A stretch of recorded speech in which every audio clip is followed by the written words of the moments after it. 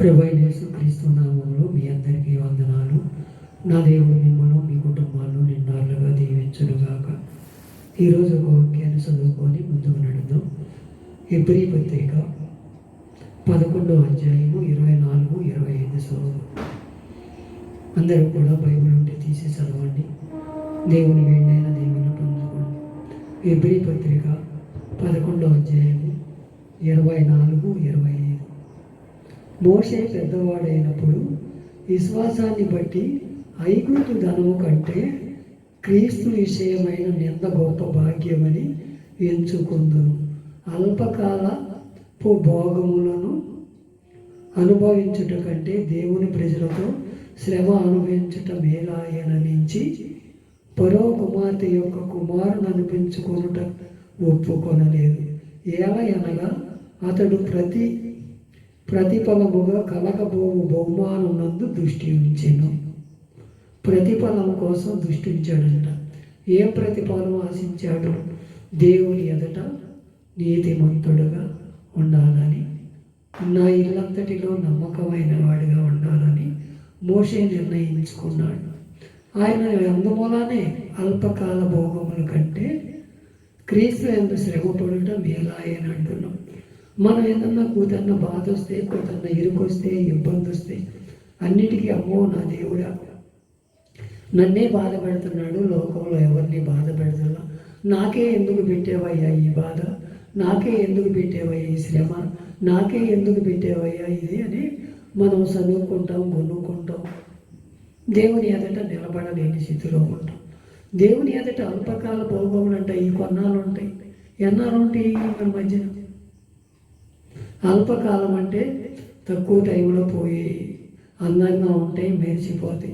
పువ్వులు కూడా ఎగసిస్తాయి, వికసించి కొన్నాళ్ళకి రాలిపోతాయి. అలాంటి జీవితం మనది. ఇది మనం ఎన్నాళ్ళు ఉంటామో శాశ్వతమైనది కాదు. ఇది మనం ఇది అంతా అల్పకాల భాగ్యమే. దేవునితో నిత్యం ఆయనతో కలిసి ఆయనకు అంటుకట్టబడితే మనం ఆయన రాజ్యానికి, ఆయనలో మనం నిలబడటానికి గొప్ప యోధులుగా మమ్మల్ని నిలబెట్టాలని కోరుకుంటున్నాడు. పెద్దవాడైనప్పుడు విశ్వాసం అంట ఆయనకి ఎంత విశ్వాసం. నీకు నాకు ఆ విశ్వాసం ఉన్నదా? కొద్దిని బాధ వస్తే చాలు, ఇరుకొస్తే చాలు, ఇబ్బంది వస్తే అయ్యో నాకే ఎందుకు పెట్టేవా ఈ బాధ, నా ఇంటి దగ్గర పచ్చగా ఉన్నారు, నా ఇంటి దగ్గర పచ్చగా ఉన్నారు, నా ఇంటి పక్కన పచ్చగా ఉన్నారు, నాకేంటా ఏ బాధ అని మనం కొనుక్కుంటాం, చదువుకుంటాం. అది కాదు కదా దేవుడు. నిన్ను ఎంత పుటమ వేసి కాలిస్తే బంగారంలో సువర్ణం వల్ల తయారవ్వాలంటే ఎలా అవుద్ది? దాన్ని కాల్చాలి, దాన్ని కాల్చి మెరుగు పెట్టాలి. మనం కూడా కొద్దిగా ఏదన్నా కొద్దిగా ఇబ్బంది కలిగితే సార్ ఎంతో బాధపడిపోతాం. దేవుని ప్రజలతో శ్రమ అనుభవించటం ఏనంట. మనం దేవుని ప్రజలతో కలవాలని ఆశపడుతున్నాము, దేవునిలో నడవాలని ఆశపడుతున్నాము. ఒక్కసారి మన హృదయాలు పరిశోధించుకోవాలి. ఈ రాత్రికాల సమయంలో దేవుడు మోషేతో మాట్లాడినట్టు నీతో మాట్లాడాలి. దేవుడు నిన్ను దర్శించాలి. అయ్యా ఈ శ్రమలు ఏమన్నా తగినవి కాదయ్యా.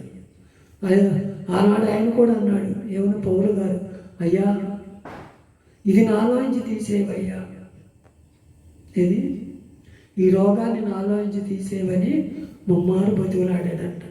ఆయన ఏమన్నాడు, నా కృప నీకు సాధను అన్నాడు. ఆయన కృపలో మనం ఉండాలి, ఆయన కృపలో మనం జీవించాలి. ఆయన నిత్యరాజ్యానికి వెళ్ళాలంటే మనం ఆయన కృప పొందుకోవాలి. ఆ కృప లేనిదే మనం ఏది కూడా ఆయనతో మనం కలవలేము. ఇక్కడ ఉంటాం, ఉన్నంతకాలం తినడానికి జరుగుద్ది, ఉండటానికి జరుగుద్ది, అన్నీ బాగానే ఉంటాయి అనుకుంటాం. అది ఎంతవరకు కాదు. ఆనాడు అట్లాగే జరిగింది జకరియకును ధనవంతుడికి. ఇక్కడేమో కురుపులతో నాకబడి, కురుపులు పుండులతో చిల్లపెంకులతో గీక్కొని బల్ల కింద పడిని ఏరుకొని తిన్నాడు. ఆయన చూసి ఎగతాళి చేశాడు ధనవంతుడు. ఏమయ్యాడు? మండుచున్న అగ్ని మంటల్లో కాలిపోయాడు. అప్పుడు గుర్తొచ్చాడు దేవుడు కాలిపోతుంటే. ఈ అబ్రాహాము రొమ్మును ఆనుకొని పక్క చక్కగా కూర్చున్నాడు ఆయన దేవుని సన్నిధి. ఇక్కడ కొన్ని కాలాలే శ్రమ పడతాం, కొన్ని దినాలే మనం శ్రమ పడతాం. ఆ తర్వాత దేవునిలో మనము నిత్య రాజ్యానికి వారసులవుతాం. అలాంటి వారంగా ఉండాలి. ఈ శ్రమలు నాకు మేలాయా, ఈ శ్రమలు ఎన్ని శ్రమలు వచ్చినా ఎన్న తగినవి కావాలి మనం తెలుసుకోవాలి. ఆయన ఇచ్చే బహుమానం పొందుకోవాలి. ఆయన యందు దృష్టి ఉంచాలి మనం. నీ దృష్టి నా దృష్టి ఎలా ఉంటుందో ఒక్కసారి మనం హృదయాలు పరిశోధించుకుందాం. అందమైన ఆట మీద ఉందా, రమ్యమైన ఆట మీద ఉందా, ఇంకా దేని మీద ఉంది నీ దృష్టి? ఒక్కసారి నీ హృదయాన్ని పరిశోధన చేసుకో. నీ చిత్తంలో నేను ఉంటానయ్యా. అతడు ఏమంటున్నాడు? పరో కుమార్తె కొడుకును అనిపించటానికంట ఇష్టపడలేదంట. అన్ని సమస్తము వదిలిపెట్టేశాడు.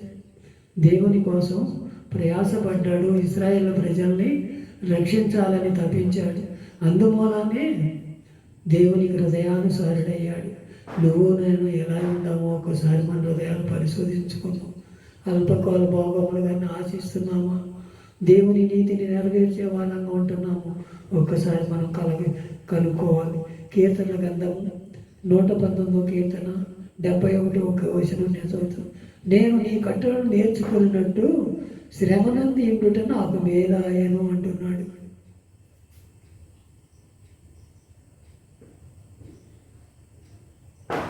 ఈ ఎరిగి శ్రమల యందు అతిశయపడును అంటున్నాడు.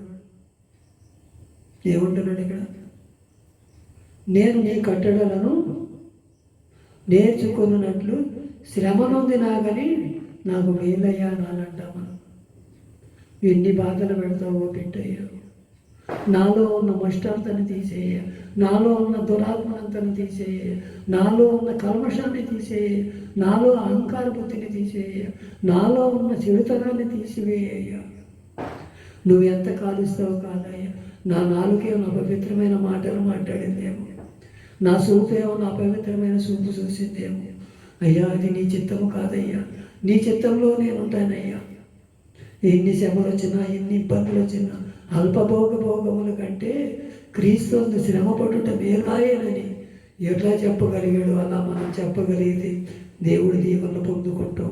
నీ కట్టడలోనే నేను నేర్చుకుంటానయ్యా. నీ చిత్తంలో నేను నడుస్తానయ్యా. నీ కృపలో నన్ను దాసయ్యా. నీ చిత్తానికి నేను లోబడతానయ్యా. నీ రాజ్యానికి నన్ను వారసునిగా సిద్ధపరుస్తున్నావయ్యా. ఎంత భాగ్యం ఇచ్చాడు నీకు నాకు. అలాంటి భాగ్యం మనం పొందుకోగలుగుతున్నామా? ఒక్కసారి మనం పరిశీలన చేసుకుందాం. అయ్యా, నేను నీ కట్టడం నేర్చుకున్నట్టు శ్రమ నొంది ఉండుట నాకు మేలు అంతే అని చెప్పే ఇదిలో ఉండాలి.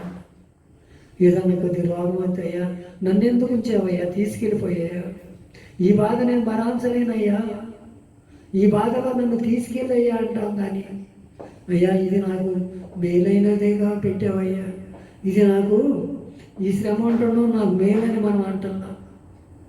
తీసుకెళ్ళిపోవాలంట. ఎందుకో నన్ను తీసుకెళ్ళిపోతాడు ఆయన? నిన్ను నన్ను ఒక ప్రణాళిక మీద తీసుకొచ్చాడు కదా. ఆ ప్రణాళికను నెరవేర్చేదాకా ఆయన తీసుకెళ్ళడు. నువ్వు తర్వాత నెరవేర్చేదాకా నేను ఉంచమన్నా ఉంచడు. మనం దానికి తట్టుకునే స్థితి మనకు కలగాలి. ఆ స్థితి కలిగినప్పుడే దేవుడు మెండైన దీవెనలు పొందుకోగలుగుతాం. అయ్యా, ఇది ఎంత తగినేమో కాదయ్యా. ఏయా, నేను అల్పకాల భోగముల కంటే క్రీస్తు విషయమైన ఎంత గొప్పదని భాగ్యమని ఎంచుకొని నేను ఉంటానయ్యా. ఈ అల్పకాల భోగములు ఎన్నాలో ఉండవయ్యా. నీ చిత్తాన్ని నేను నెరవేరుస్తానయ్యా. నేను నీ కట్టడలను నేర్చుకున్నట్లు శ్రమని ఎందుకుంటే నాకు మేలాయా అని మనం ఒకసారి తీర్మానం చేసుకుంటే, అయ్యా నిన్ను నన్ను కూడా ఒక మేలైన మార్గంలో నడిపించటానికి అయ్యా నీ శ్రమగా అంతేకాదు అయ్యా, నీ శ్రమ ఓర్పును పరీక్ష నిరీక్షణ కలగజేయనని ఎరిగి శ్రమని ఎంతో చేయబడుతున్నానని రోమాపత్రిక 5:3 కూడా అంటున్నాడు. ఏంటంట? అంతేకాదయ్యా, శ్రమ ఓర్పు పరీక్ష నిరీక్షణను కలగజేయనంట. అది ఎరిగి శ్రమని ఎంత అతిశయపడాలంట. మనం ఎన్ని శ్రమలు వచ్చినా నేను తట్టుకుంటానయ్యా. నీ కృపలో నన్ను దాసయ్యా. నీ కృపాక్షేమముల మధ్య నన్ను నడిపించయ్యా అని ఎంతమంది అయితే తీర్మానం చేసుకుంటారో, ఈరోజు మనం క్రీస్తు విషయమే ఎంత గొప్ప భాగ్యం అని ఎంచుకొని ఆయన సన్నిధిలో నీ కట్టడం